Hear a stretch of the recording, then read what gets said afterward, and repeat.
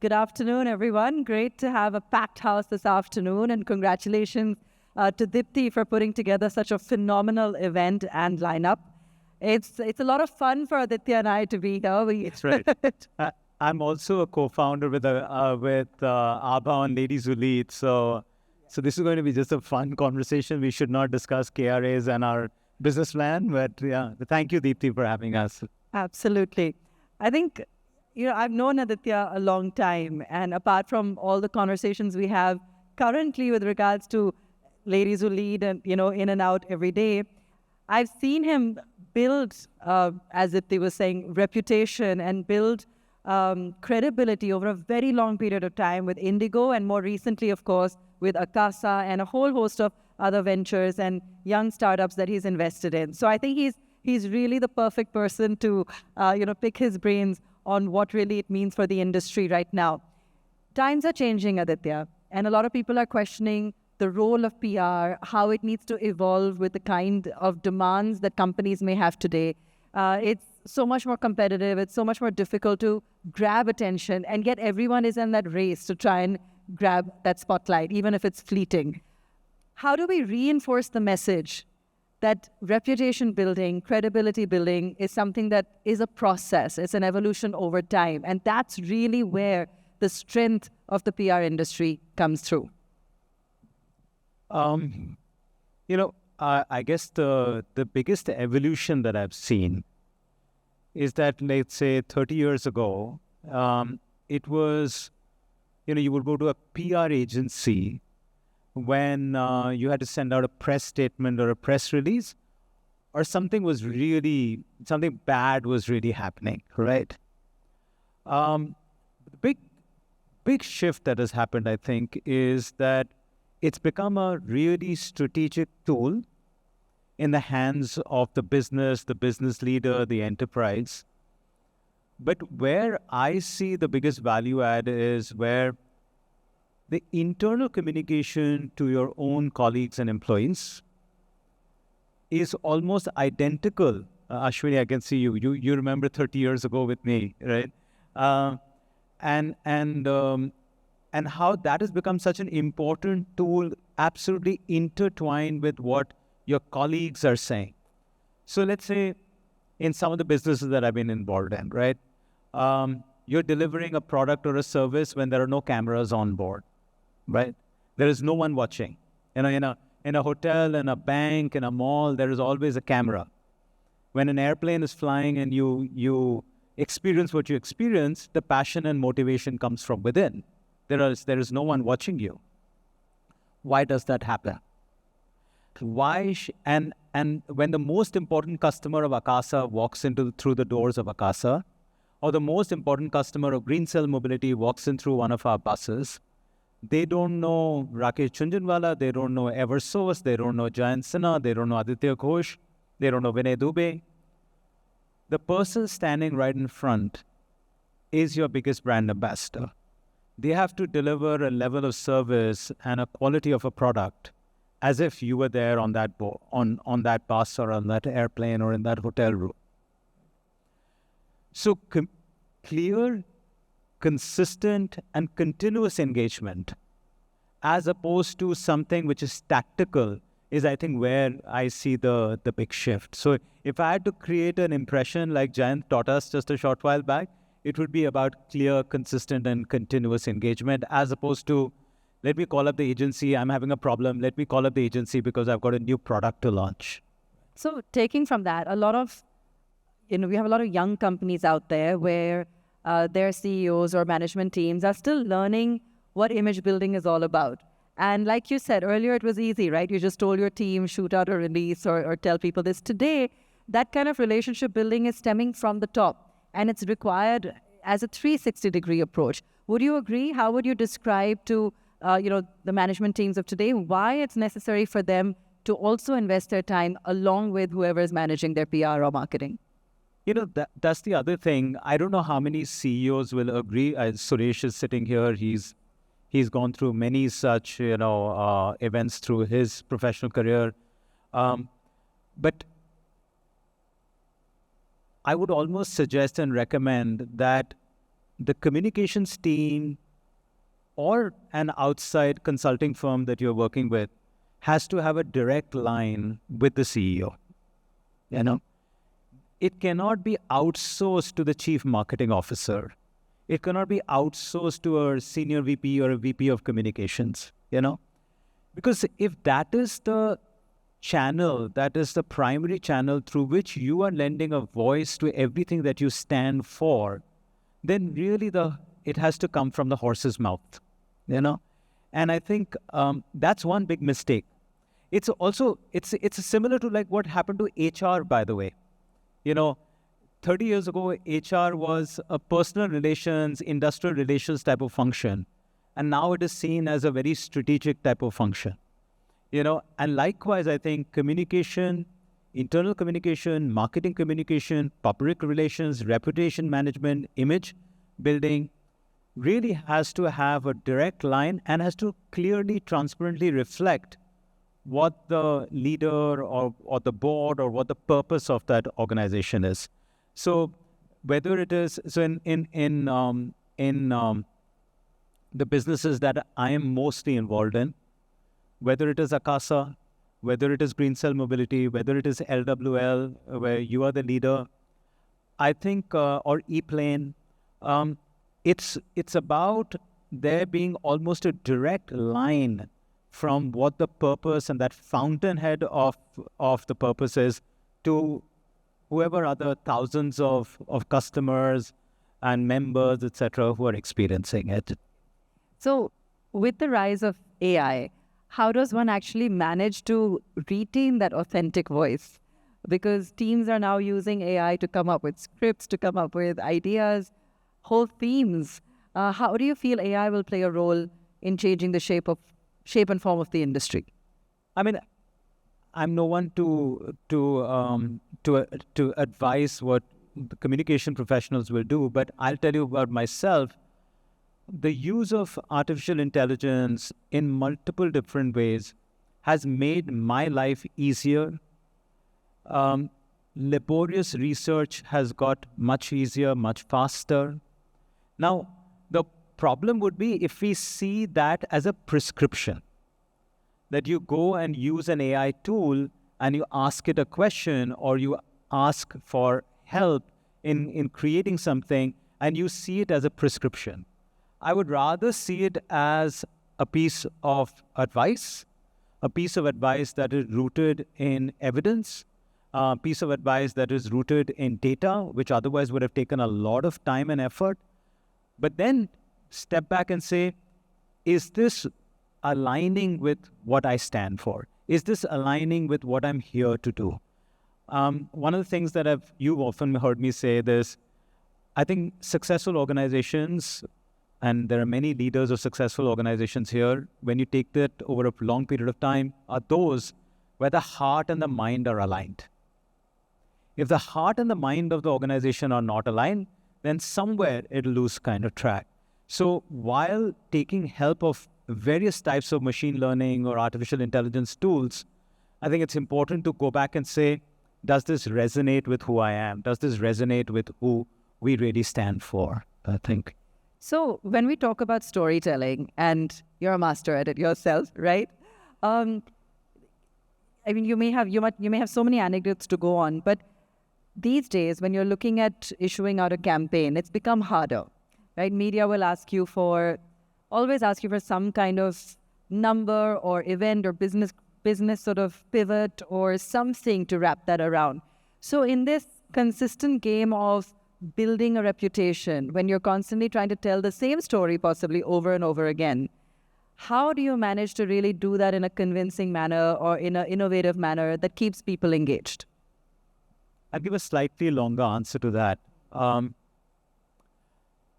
think, there is a problem statement. The problem statement is whether it is a new individual, whether it's a company, whether it's an early stage company, or for that matter, big bad wolf, big market cap type of company. The problem statement is that you start with a trust deficit. And that trust deficit means that the information that you're sending out is seen with a little bit of, with a bag of salt, saying, you're trying to spin a story, and that's what you're telling me. So what am I missing? What are you not telling me? On the other side, the trust deficit is that, oh, you know what? I'm going to hand this over to a journalist, and they are going to make it newsy. They're going to twist and turn it so that the newspaper sells. Or I feel that if somehow there was more continuous engagement and companies opened up their kimono a little bit, and media houses also realized that the kind of consumer of information that is out there today, where 900 million people are under the age of 35, they're looking for genuine, authentic news. They're looking for genuine, authentic information that they can trust. I mean, there are so many surveys now that the long-term value of a customer is far more with a company where they believe in the purpose that's behind them. You look at S&P 500, and you look at how the performance of stock has been over the last 20 years, and you plot that S&P 500, and you plot another line, which is purpose-driven businesses. Those purpose-driven businesses for the last 20 years have outstripped S&P 500, right? So just like, from what Jayant was saying, or Mr. Sinha was saying, if we anchor this in authenticity, I think it becomes much easier. And also the other big change I feel is the bite-sized modules and the frequency and the variety of platforms in where people are consuming information. I'll be honest, I still get 5 newspapers every morning, but not all days do I actually have the time or the enthusiasm to sit and read all the 5 newspapers back and forth, right? But whether it is an Instagram reel, or whether it is a tweet, or whether it is some other, piece, way of delivering that communication, I'm able to maybe absorb that information far better. It kind of resonates with me far better. Of course, there are risks to it, because you like 5 Instagram reels, then the next 50 will be all of the same, right? So that's where I say that, you have to step back and say, okay, this is what's being thrown at me, but I still have to use my brains and my heart to see whether this really is something that resonates with me. So talking about reputation management, and even now we still have to do damage control sometimes. Is there a recent example, from the wider industry that you can think of where somebody managed a situation well, or the reverse? I think in the aviation space, of course, it was the massive blackout, but I think let me take an example from my own life, right? Why should I kind of diss someone else? In 2017, we had an incident at the airport where there was an altercation and a skirmish between a passenger and one of my colleagues, very young colleague, 3 months into this thing, and it just kind of completely blew out of proportion. And for us, who were the darling of the industry, and the kind of folklore of India, suddenly everybody was saying all kinds of things, and they were passing around half-baked information and edited videos. And I kept struggling with it. It was a very hard time for me, and it was a very hard time for the 20-odd thousand employees of mine at that time. And it took me a few days when I kept asking, why are they saying this? Why are they doing this? And suddenly like a penny dropped early morning, and I was like, that's the wrong question. Why they're doing it? Maybe they had a fight with somebody. They wanted to take the frustration out. The question to really ask is, what are they saying? Is there an iota of truth with what they're saying? Maybe not the whole truth. And does that give me something that I can improve upon? And I send out an email to all of those 20,000 colleagues or 25,000 colleagues, knowing fully well that it'll be the front page of the Economic Times the next day, which it was, where I basically said, look, that's not the right question to ask. Let's just ask what they're saying about us. Let's be patient. Let's be calm. Let's just take it all in. Let's reflect back and see how we can improve, right? And I think going at it with authenticity is something that, like, and by the way, I mean, I have to call out, like, I mean, Suresh is sitting here. Suresh is not only somebody all of us admire, he's also fortunately a relative of mine. And I saw how he had he had come through the whole Maggie crisis, right? Here is something we all grew up and suddenly we all became experts on the FSSAI, right? And then they had to go through that. You got to take it on the chin, go at it with authenticity, and you know what? There is a Maggie point everywhere. That brand survived, and it's probably bigger, larger, than ever before. And then there is the Pepsi, Coke. Deepak is sitting here. Like, there are just so many of these things, that we've all gone through, right? So, just wanted to focus on entrepreneurship as well for a moment, because a lot of the new age companies, just a decade old or less, are emerging as icons of enterprise. They're the ones giving birth to this whole notion of a rising India and leading from the front. And it's something I think that's captivated the imagination of everyone, including communication professionals.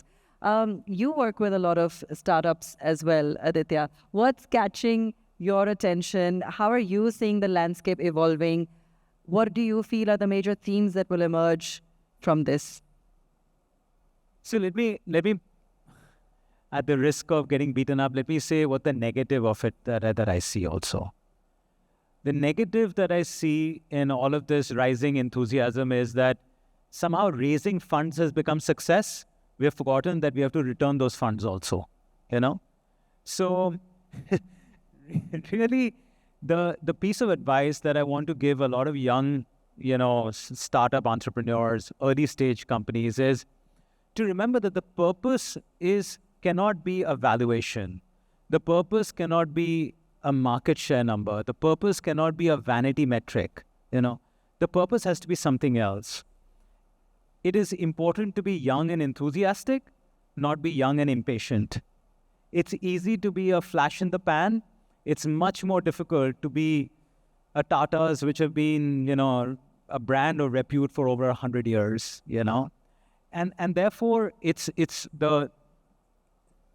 there was a negative list, I'd say, don't lose track of what the purpose is. Why did you come to work? What's your one big objective?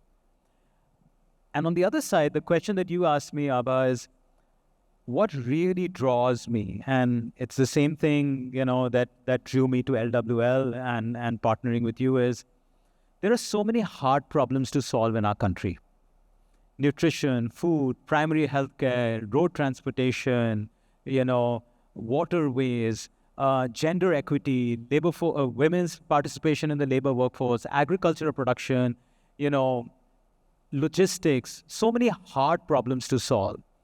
If there was a company, if there was a bunch of individuals who were trying to take one of those hard problems to solve, even if it's not glamorous, even it's not like discovering the next new element on the periodic table, but they were approaching it in a slightly different way and trying to solve that hard problem to solve, that really excites me. It's really, really, piques my curiosity. And I'm like, is there a way that it could be sports? It could be the arts. It could be, how many big art and cultural centers do we have in the country which are easily accessible? How many youngsters in a country of 1.4 billion people can play golf or athletics or archery or any other sport other than cricket, for instance, So I think anybody, any group of people who are trying to solve for one of those hard problems to solve, I really love that. I mean, it just, excites me. You're trying to do that, so yeah. Absolutely. Coming back to really, and, to underscore the importance of public relations as an industry, that's pivotal to storytelling around a brand or a CEO or, a growing company. Do you also see, as one of the major positives, influence? The fact that they're actually able to draw that bridge between not just having a press release, but creating influence, finding a way to connect with the right people, partner with the right ecosystem players, and yes, even create an impact, especially in the fields that you're talking about for companies driven by purpose. So again, one of my pet peeves is, I don't know how you can call yourself an influencer. Somebody else should say, na, ki you influence me, right? So, ek to, please stop calling yourself an influencer. Let somebody else say, I can say Gandhi was an influencer. Gandhi doesn't say, imagine if Gandhi ji came up with a, Twitter handle saying India's largest social influencer, I mean, there's something seriously wrong with that, right? And that then leads me to the fact that we all have a ability to impact, right? I obviously, in many of the businesses that I've been involved with in the last 20 years, I work or have got to work with very young people, first job type of a thing. And, I tend to meet up with all of them. And one of the things that I say is to say, okay, what is success? And to me, success is obviously not the number of watches you have or the shoes you buy or the bags you have or the homes you have or the cars you drive.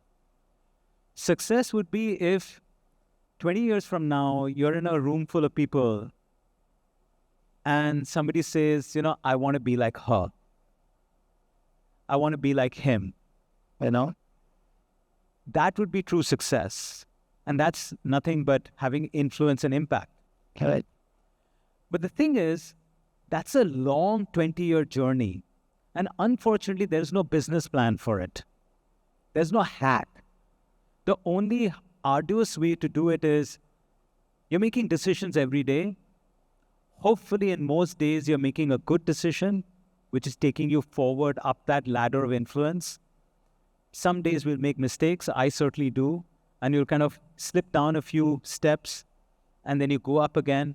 And hopefully, at the end of those 25, 30 years, you're able to look back and say, I took more right decisions than wrong.